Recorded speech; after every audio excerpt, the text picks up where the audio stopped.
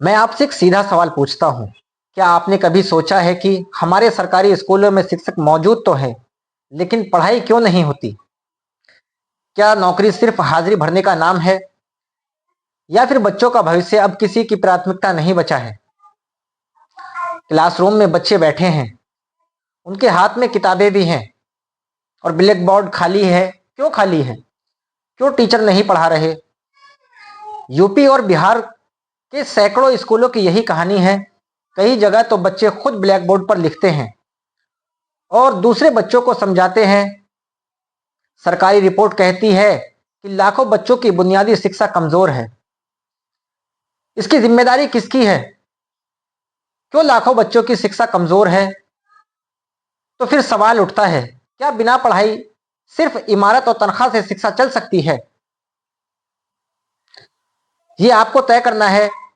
जैसे दिल्ली, मुंबई या केरल का सरकारी स्कूल देख लीजिए, वहां भी वही सैलरी है, वही नियम है, लेकिन वहां शिक्षक पढ़ा रहे हैं और बच्चे सीख रहे हैं। तो आखिर फर्क कहां है?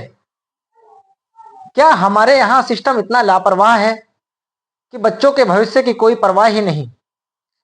या फिर यह मान लिया गया है कि गांव कस्बे के बच्चे पढ़कर क्या करेंगे?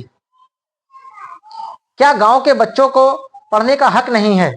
क्या यूपी बिहार के बच्चों को पढ़ने का हक नहीं है? दोस्तों, सवाल सख्त है।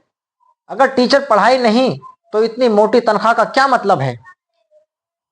क्या जवाबदेही सिर्फ बच्चों पर है, या फिर उन पर भी होनी चाहिए जो उन्हें पढ़ाने के लिए रखे गए हैं?